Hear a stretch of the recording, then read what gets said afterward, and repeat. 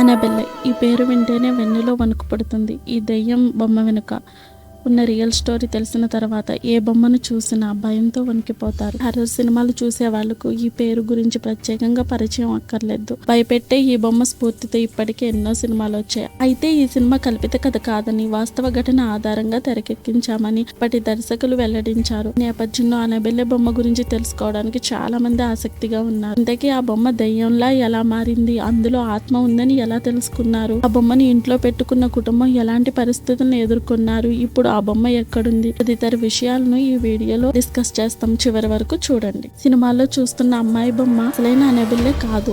రెగ్గేడి అన్న బొమ్మ అసలైనది. 1970లో డొన్నా అనే యువతకి ఆమె తల్లి ఈ బొమ్మను బహుమతిగా ఇచ్చింది. డొన్నా తన స్నేహితురాలు ఎంజితో కలిసి నర్సింగ్ చదువుకుంటూ ఒక రూమ్ లో ఉండేది. తల్లి ఇచ్చిన గిఫ్ట్ కావడంతో డొన్నా ఆ బొమ్మను ఎంతగానో ఇష్టపడేది. అయితే ఆ బొమ్మ పెట్టిన చోట ఉండేది కాదు. క్రమేణా కదలటం మొదలు పెట్టింది. కొన్ని రోజుల తర్వాత అది పూర్తిగా ఒక గది నుంచి మరొక గదిలోకి కదలటం మొదలు పెట్టింది. డొన్నా ఏంజీ ఓ రోజు అనేబెల్ బొమ్మను మంచం మీద పడుకోబెట్టి బయటకు వెళ్లారు. తిరిగి వచ్చి చూసేసరికి అది ఇంట్లో సోఫాపై కనిపించింది. బొమ్మ అలా కదలడాన్ని చూసి ఏ ఎలుకలు ఈడ్చుకు వెళ్ళుంటాయని భావించారు. ఏంజీ తన స్నేహితుడు లవ్ కు ఈ విషయాన్ని తెలిపింది. దీంతో అతడు ఆ బొమ్మలో ఆత్మ ఉండవచ్చని అనుమానం చెందాడు.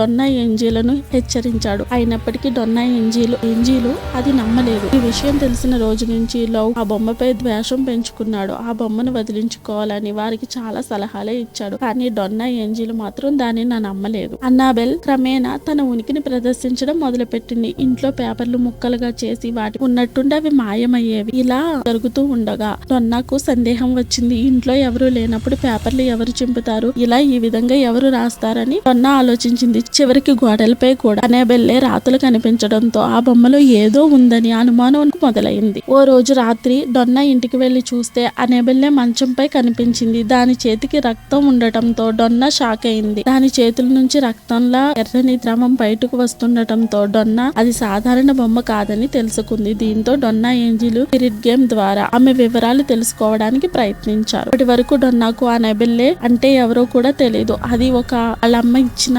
బొమ్మగానే భావించింది ఆమె. ఆ బొమ్మలో ప్రవేశించిన ఆత్మ పేరు అనబెల్లే హెగ్గిన్స్ అని తెలుసుకుని డొన్నా ఆశ్చర్యపోయింది. ఆమె నిజంగా ఉందా లేదా తెలుసుకోవడం కోసం డొన్నా ఆమె పేరును స్థానికులకు తెలిపింది. ఈ సందర్భంగా డొన్నాకు షాకింగ్ విషయాలు తెలిసాయి. డొన్నా నివసిస్తున్న అపార్ట్మెంట్ నిర్మాణానికి ముందు అక్కడ పొలాలు ఉండేవని, ఓ రోజు అనబెల్లే ఆ పొలాల్లో చనిపోయి శవంగా కనిపించిందని తెలిసింది. ఇప్పటికీ ఆమె వయసు 7 ఏళ్లు మాత్రమే అని తెలుసుకుని డొన్నా చాలా బాధపడింది. డొన్నా ఏంజీలను అనబెల్లే ఇష్టపడిందని, వారితో కలిసి ఉండటాన్ని తాను సురక్షితంగా భావిస్తుందని అనబెల్లే స్పిరిట్ గేమ్ లో చెప్పినట్లుగా డొన్నా ఏంజీలు భావించారు. దీనికి డొన్నా ఏంజీలు కూడా అంగీకరించారు. ఈ బొమ్మలో ఆమె ఉండేందుకు అనుమతిచ్చారు. కానీ ఇక్కడి నుంచే అసలు కథ ఆరంభం. ఆ బొమ్మలో ఆత్మ ఉందని అనుమానించిన ఏంజీ స్నేహితుడు లవ్ పై అనబెల్లే కక్ష కట్టింది. అతడు ఆ బొమ్మపై అయిష్టత చూపడాన్ని తట్టుకోలేకపోయింది. దీంతో అతడికి చుక్కలు చూపించడం మొదలుపెట్టింది. అనబెల్లే నిత్యం అతడికి కలలోకి వచ్చేది. అది తన పక్కనే పడుకున్నట్లు అతడికి అనిపించేది. అతడి గుండెలపైన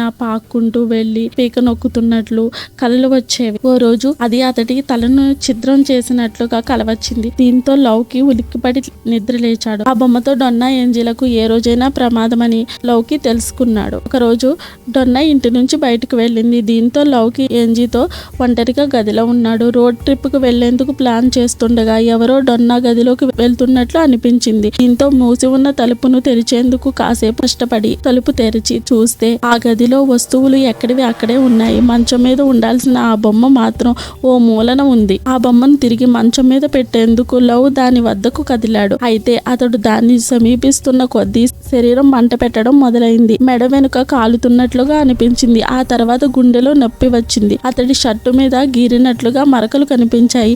అతడి చర్మం మీద గాయాలు కనిపించాయి. అది అనబెల్లే చేస్తుందని తెలిసి లవ్ వెనకడుగు వేసి వెనక్కి తిరిగి వెళ్ళిపోయాడు. పరిస్థితి చేయి దాటుతుందని భావించి భావించి లవ్, ఏంజీ, డొన్నాలు దెయ్యాలను వదిలించి ఎడ్, లరీ, వర్రెన్లను కలిశారు. వాళ్ళు ఆత్మ బొమ్మను ఆవహించిందంటే నమ్మలేదు. ఆ బొమ్మను ఆవహించింది అనబెల్ కాకపోవచ్చని, ఆమె పేరుతో ప్రేతాత్మ ఆవహించి ఉండవచ్చని అనుమానించారు. దాని లక్ష్యం డొన్నా శరీరంలోకి చేరి స్థిరపడటమేనని వారు చెప్పారు. డొన్నా ఇంటికి వెళ్లిన ఎడ్వర్డెన్లు ఆ అపార్ట్మెంట్ మొత్తం కలిగి తిరుగుతూ భూత వైద్యం చేశారు. అనంతరం ఆ బొమ్మను ఓ సంచిలో వేసుకుని కారులో తమ ఇంటికి బయలుదేరారు.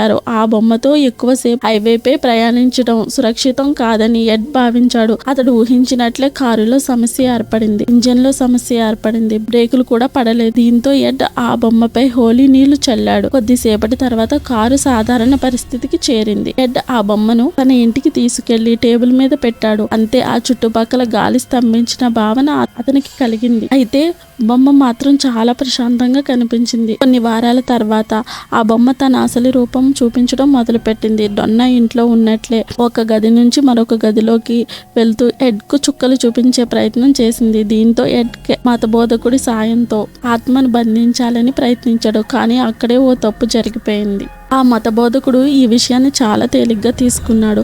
భూత వైద్యం చేస్తున్న సందర్భంలో నువ్వు కేవలం ఒక బొమ్మ మాత్రమే, నువ్వు ఎవరిని ఏం చేయలేవు అని అన్నాడు. అనంతరం ఇంటికి తిరిగి వెళ్తుండగా అతడి కారు బ్రేకులు ఫెయిల్ అయి ఘోర ప్రమాదం చోటు చేసుకుంది. ఆ ప్రమాదం నుంచి అతడు లక్కీగా బతికి బయటపడ్డాడు. అందులోని ఆత్మను బయటకు పంపడం కష్టమని భావించిన ఎడ్వర్డెన్లు దాన్ని బంధించాలని నిర్ణయించుకున్నారు. ఆ బొమ్మను ఉంచేందుకు సిల్వ, హోలీ వాటర్ పూతతో షోకేసు తయారు చేశారు. అనంతరం ఆ బొమ్మను అందులో పెట్టి లాక్ చేశారు. ఆ షోకేసు వల్ల ఆ బొమ్మ బయటకు వెళ్లకుండా బుద్ధిగా ఉంది. అయితే దానివల్ల ఎప్పటికైనా ప్రమాదమని ఎడ్వర్డెన్లు హెచ్చరించారు. అలాగే ఆ షోకేసు ఎవరూ ముట్టుకోవద్దని హెచ్చరిస్తూ ఒక నోటీస్ బోర్డును పెట్టారు. ఆ బొమ్మ ఇప్పుడు ఇంగ్లాండ్లోని వరెన్స్ కల్డ్ మ్యూజియంలో ఉంది.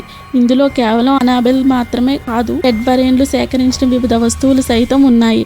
అయితే వాటిని ముట్టుకుంటే చాలా ప్రమాదం. అలాగే ఈ మ్యూజియంలో దెయ్యం పట్టిన వ్యక్తుల మాటల రికార్డులను బదిలపరిచారు.